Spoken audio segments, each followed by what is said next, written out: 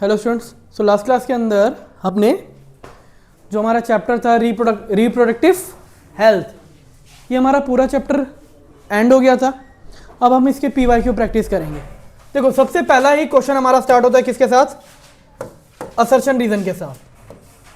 Assertion, determining the sex of unborn child follow by MTP is illegal practice. So true और false अगर हम देखें तो ये ट्रू है या फॉल्स है? ट्रू है। Reason, amniocentesis is a practice to test the presence of genetic disorder also. Determine the sex of unborn child follow by MTP। Determine the sex of unborn child follow by MTP। ध्यान ही नहीं दिया कि follow by MTP। Determine the sex of unborn child, MTP के through determine कर, MTP पता लगाता है। तो ये ट्रू कैसे हुआ? फॉल्स हुई स्टेटमेंट।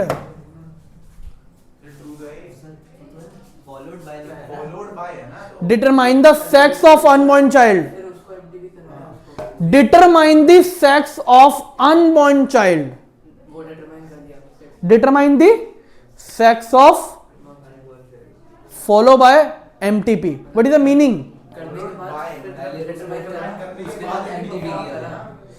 करने के बाद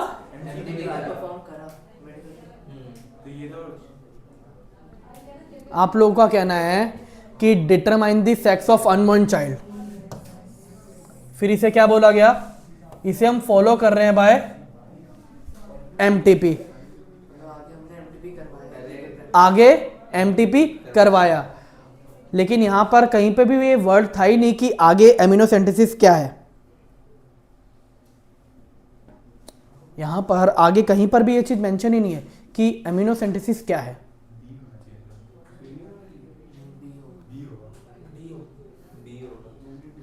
देखो, मैं आप लोगों से जब क्वेश्चन पूछ रहा हूं, मैंने लास्ट टाइम भी बोला था मैं गलत बताऊंगा, बीच में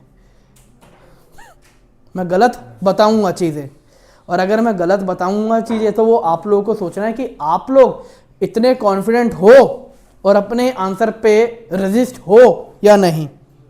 अब वो आप लोगों के ऊपर डिपेंड करता है।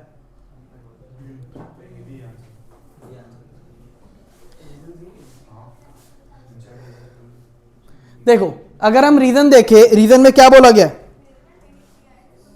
एमिनोसेंटेसिस क्या है? Is a practice to test the presence of genetic disorder. ये तो हमारे को करेक्ट लग रहा है या गलत लग रहा है? ये तो ट्रू है। ये तो पूरी तरह से क्या लग रहा है? ट्रू है। पॉइंट आ रहा है किस पे? असर्शन पे, कि असर्शन हमारा ट्रू है या फिर नहीं है। अब कितने बच्चे यहां पर इंफोसाइज हैं कि ऑप्शन बी होगा? बी पे। और कितने बच्चे इंफोसाइज है कि ऑप्शन डी होगा?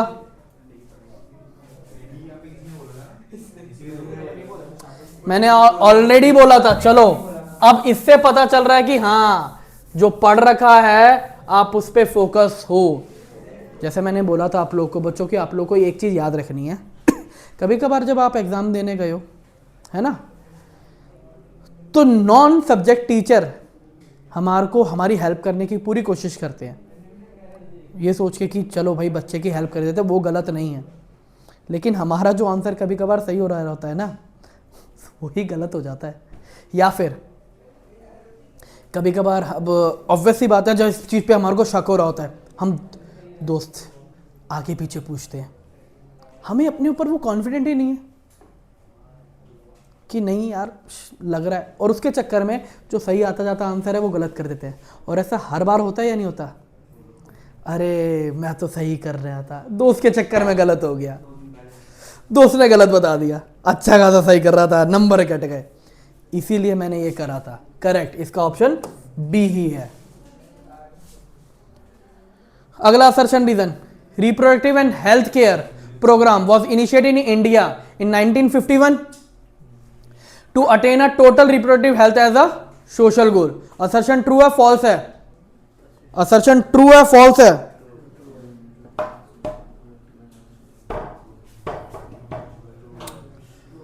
असर्शन ट्रू है या फॉल्स है?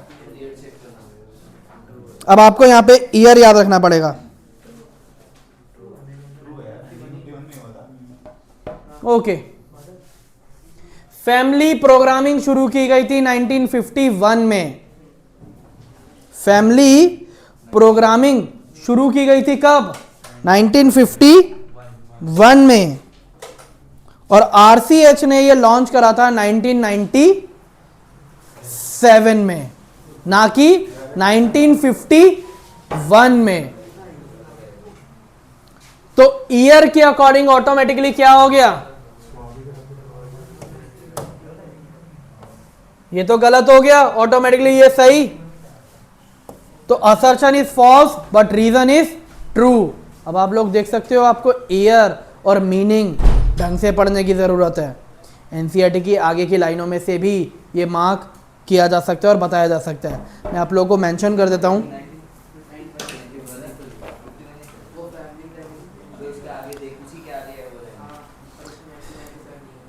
मैं आपको बताता हूं, आप लोग एनसीईआरटी के अंदर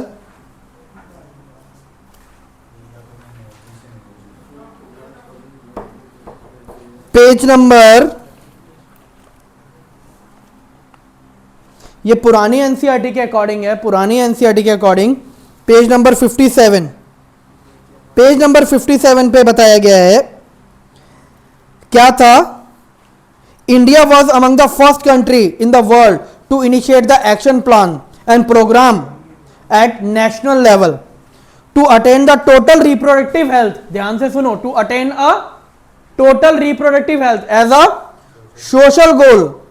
And इस प्रोग्राम को क्या बोला गया? Family planning. Were initiated in 1951 and were periodically assessed over as a past decade.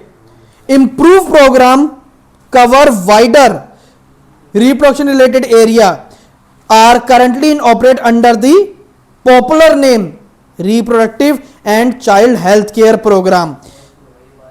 तो वो तो बाद में हुआ ना। अब हमें अगर ईयर नहीं लिखा हुआ तो, लेकिन ये लाइन में मेंशन तो किया ना, ये है इंपॉर्टेंस ऑफ एनसीईआरटी लाइन। सोचो ना, अगर हम एक वर्ड ढंग से ना पढ़े, हमने सबने ध्यान दिया अरे 1951, लेकिन ये ध्यान ही नहीं दिया कि आरसीएच तो बाद में बना, पहले तो फैमिली प्लानिंग प्रोग्राम बना 1951 में, आरसीएच क्रिएट हुआ था 1997 में। ये याद रखना बच्चों, एनसीईआरटी में नहीं मिलेगा आपको, ढूंढने की कोशिश मत करना। Assertion statutory ban on amniocentesis for sex determination is totally check increasing female feticide. अब असर्शन समझते हैं, यहां पर क्या वर्ड बोला गया है? statutory ban on amniocentesis। क्यों किया गया? ये कंप्लीटली बैन कर दिया amniocentesis को। क्यों? for sex determination is totally legally check, increase कर रहा था फीमेल फीटिसाइड। एमिनोसेंटेसिस को बैन इसलिए किया गया क्योंकि एमिनोसेंटेसिस पहले लीगली बता रहा था कि जो सेक्स है फीटस का वो फीमेल है। एमिनोसेंटेसिस पहले लीगल था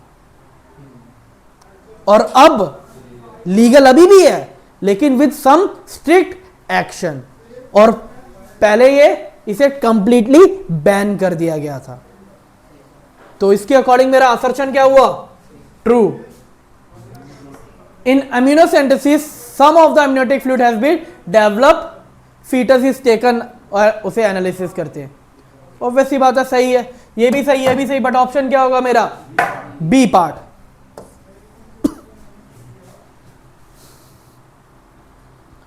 मुझे नहीं लगता मुझे क्वेश्चन नंबर 4 समझाने की जरूरत है। Mention the problem that taken care of reproduction and child health care programme.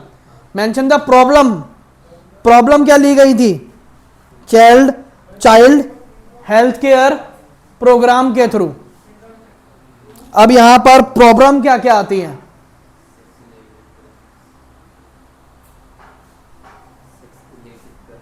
Sex related crime और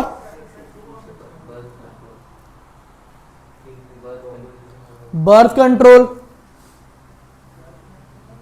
तो ये अगर देखा जाए, देखिए सिंपल हमारे को क्या है, मैंने जब आप लोगों को पहले नोट्स से पढ़ाया, उसमें नोट्स में डायरेक्टली पॉइंटर लिखा था कि ये प्रॉब्लम है, ये स्ट्रेटजी है और क्या कंसिक्वेंस है, ये वो सब कुछ आपको बस उसके अकॉर्डिंग याद करके थ्योरी लिखनी है।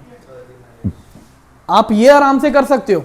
दिक्कत क्या देते हैं, असर्शन रीजन, जिसमें आपको एनसीईआरटी की एक एक लाइनें याद और समझनी पड़ेंगी ढंग से। ओके,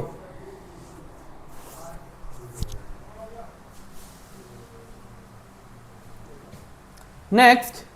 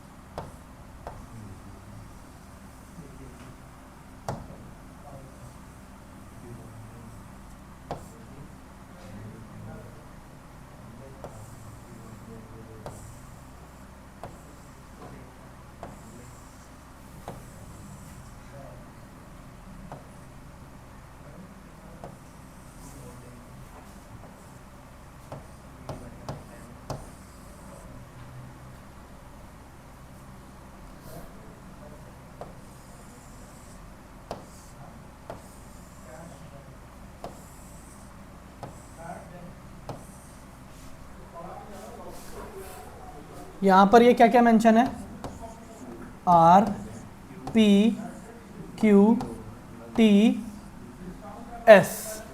क्वेश्चन में क्या बोला गया, a human male decide to adopt a surgical method for contraception. Identify the point in the diagram where a cut would be made and tie. किसको कट करेंगे, STQPR,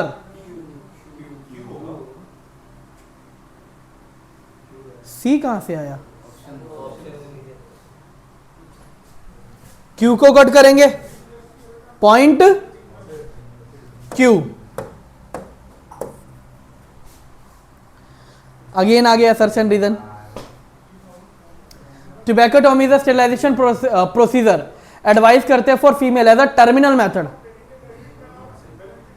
reason, in tubectomy a small part of fallopian tube is removed or tie up for blocking the gamete transporters, thereby preventing the contraception। तो क्या answer होगा हमारे पास, ये तो बड़ा आसान था, ए। एक आईयूडी है that is recommended to suppress the sperm motility and the fertilising capacity of sperm. कौन होता है ये, कौन करता है जो फर्टिलाइजिंग कैपेसिटी को कम करता है, हमारे पास बस एक ही है, लिपिस्ल्यूब, LNG20, मल्टीलोड 375, ये होती हैं copper containing IUDs। Name an IUD that would you recommend to promote a cervix hostility to sperm। किस तरह की IUD यूज करोगे,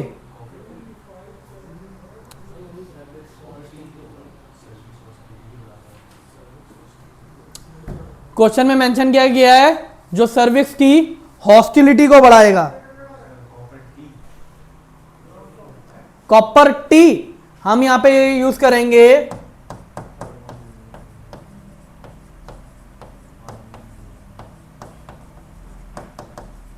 हार्मोन रिलीजिंग आयोडेज। अब कॉपर रिलीजिंग आप लोग याद रख सकते हो कि क्या क्या एग्जांपल मैंने लिखवाए थे, तो हम इतना एक एग्जांपल तो लिख ही सकते हैं, इतना तो काम कर सकते हैं ना हम।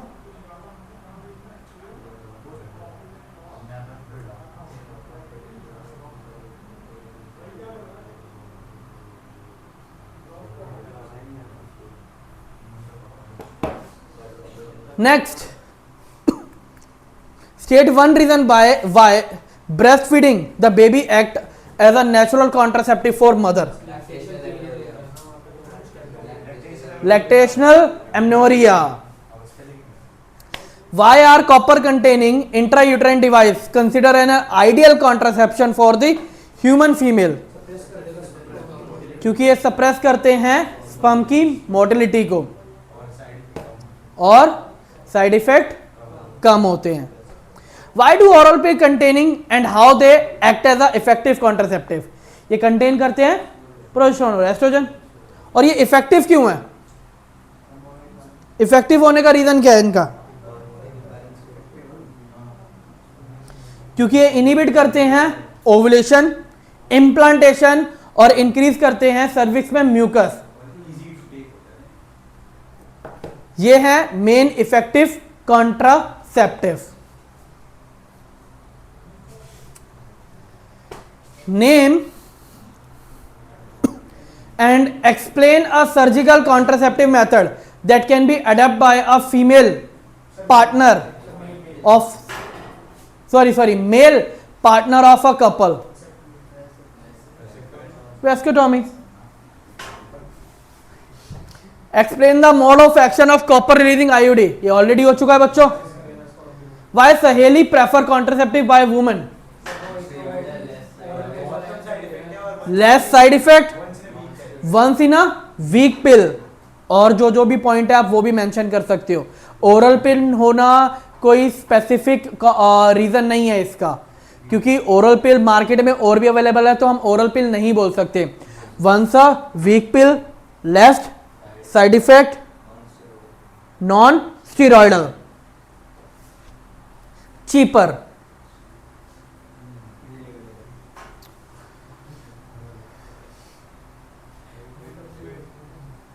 Name two hormones that constitute the contraceptive pill. Progesterone and estrogen. तो यहां पर बच्चों हमेशा इसी टाइप के सेम क्वेश्चन रहेंगे। अब हम आते हैं अगला एमटीपी।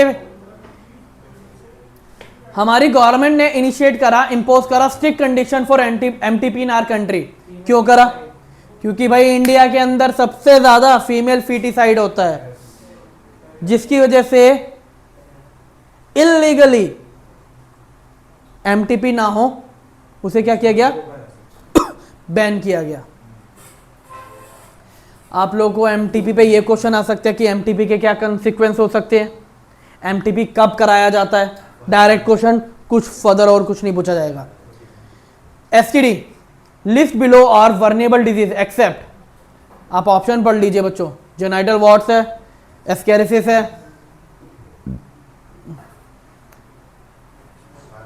ट्राइकोमोनेसिस है और हेपेटाइटिस बी है। क्या ऑप्शन होगा? जेनाइटल वॉर्ट्स, एस्केरिसिस, ट्राइकोमोनेसिस और हेपेटाइटिस बी। क्या ऑप्शन होगा? एस्केरिसिस, ये वॉर्म के थ्रू होता है, ये एसटीडी थोड़ी ना है। ट्राइकोमोनेसिस, ये एसटीडी का एग्जाम्पल है, याद रखो। ओके, अब कुछ क्वेश्चन मैं पूछता हूं आप लोगों से। सारी की सारी STD, all STD are not RTI, but all RTI are STD. Explain with the help of example. ये तो जब मैं आपको पढ़ा रहा था तब भी मैंने आप लोगों को एक्सप्लेन करा था बच्चों।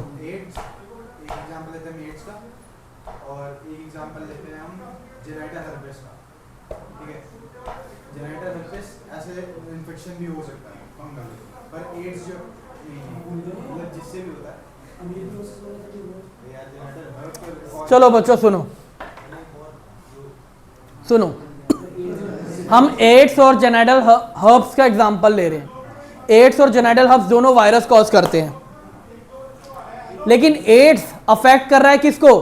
टी लिम्फोसाइट्स को, जबकि जेनेटल हर्ब्स किसको अफेक्ट कर रहा है?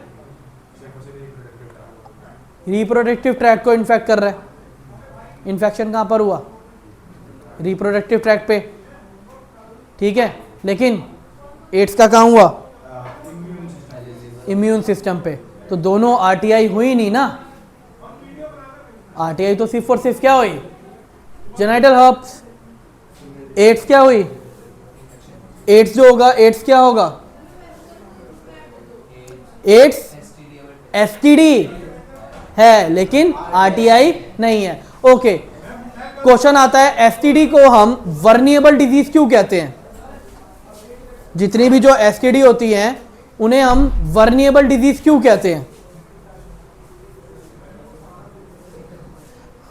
बच्चों आप लोग क्वेश्चन याद रखना और कमेंट में इसका आंसर देना कि एसटीडी को वर्निएबल डिजीज क्यों कहते हैं। Infertility, column match the following. Gift क्या है? Transfer of ovum from donor into fallopian tube of another female. इसका मतलब क्या हुआ? Transfer of semen from donor into vagina of the female. Injection sperm directly into ovum. Transfer of early embryo into a fallopian tube.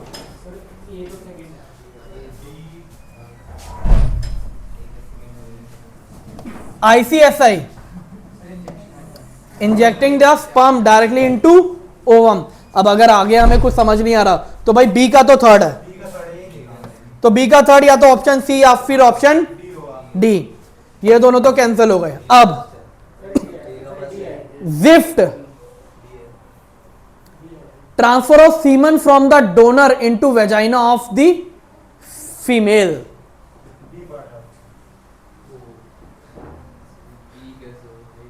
ये तो AI होता है अगर confusion. और फिर transfer of ovum from donor into fallopian tube two of another female, तो ये तो गिफ्ट होता है। तो ये हुआ हमारा आंसर डी। ए का 1, बी का थर्ड, सी का फोर्थ और डी का सेकेंड। लेकिन आप लोग को बता दूं ये गलत है, क्योंकि यहां पर ये जो किया गया है इसकी जगह एआई आना चाहिए, ना कि IUI.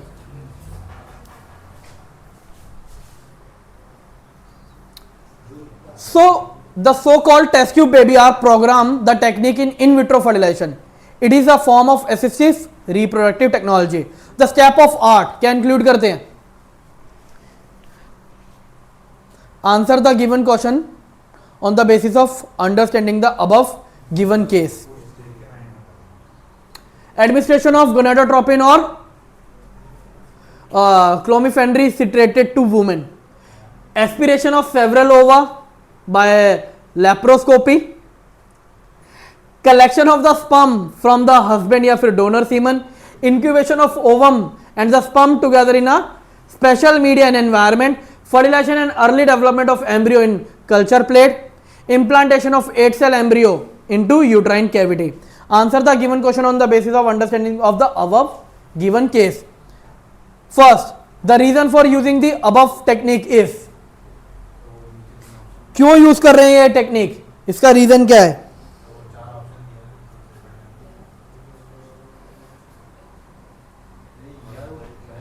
Choose the correct option. सबसे पहले answer the given question on the basis of understanding, फिर choose the correct option.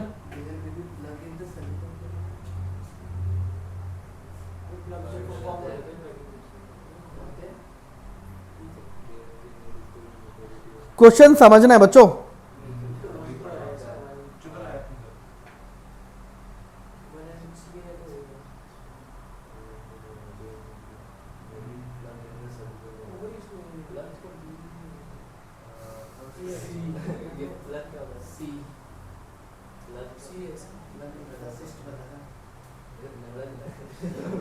The reason for using the above technique.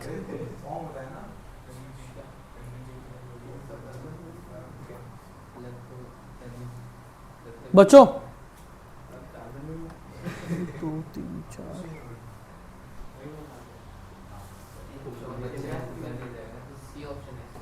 एक सेकेंड,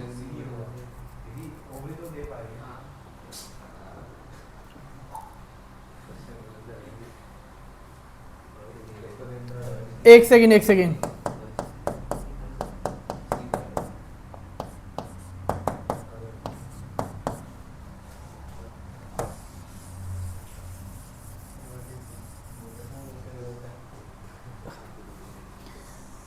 इनमें से बताना है कि पहला मैं क्यों यूज करूंगा। The reason for using the above technique is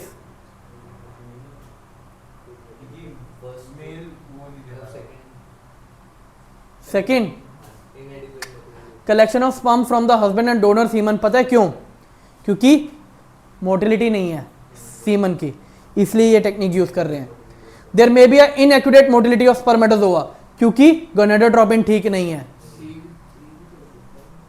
फिर there may be obstruction of uterine tube, इसका क्या होगा?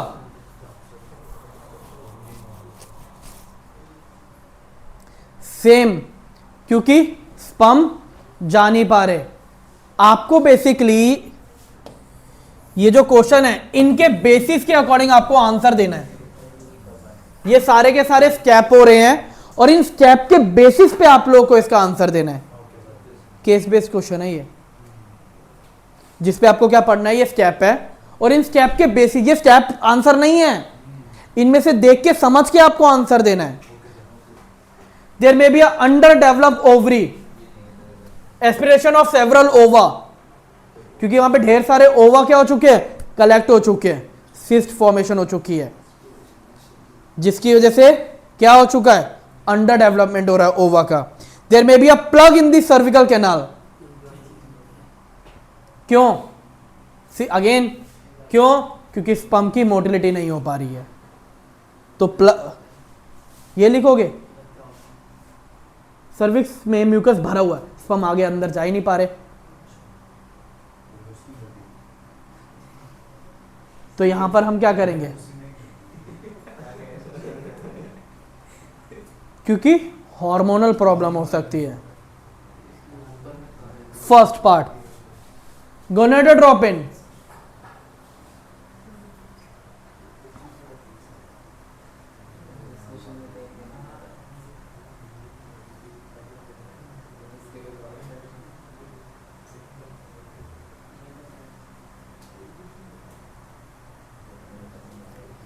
our law permit legal adoption and it is as yet one of the best method childless couple looking for parenthood. Emotional, religious and social factor are also not determined in the legal adoption of orphan and discrete children in India. क्या answer होगा इस assertion reason का?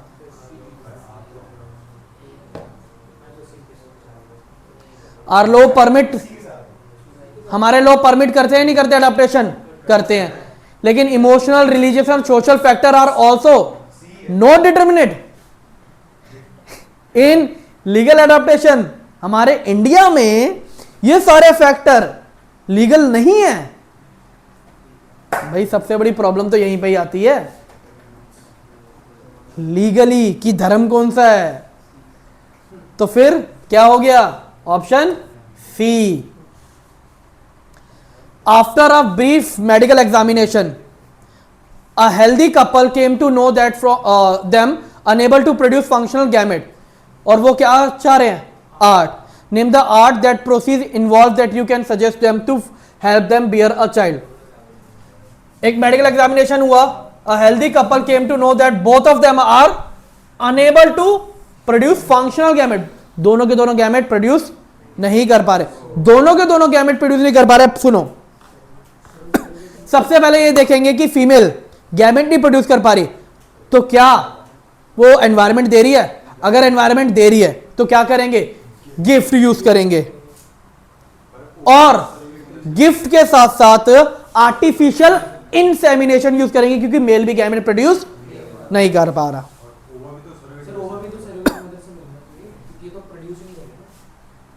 Gift का मतलब क्या होता है बच्चों, what is the meaning of gift, transfer of ओवा from the donor female.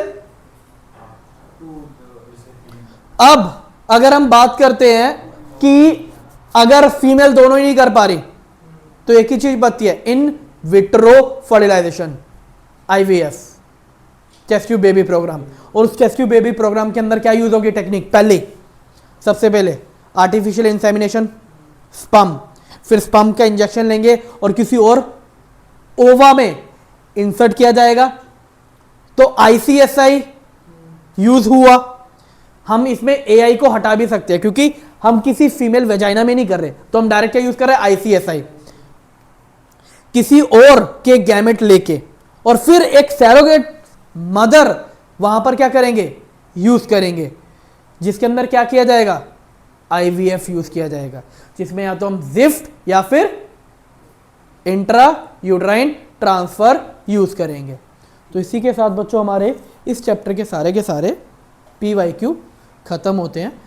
Same मैं पीवाईक्यू के जितने भी क्वेश्चंस हैं उस पूरा का पूरा पीडीएफ आप लोगों के डिस्क्रिप्शन के अंदर अपलोड कर लूँगा ताकि आप वहाँ से प्रैक्टिस कर सको। एंड सेम बच्चों, किसी को कोई भी डाउट हो तो आप मुझे पर्सनली मैसेज कर सकते हो। सो नेक्स्ट क्लास हम स्टार्ट करेंगे विद द जेनेटिक्स।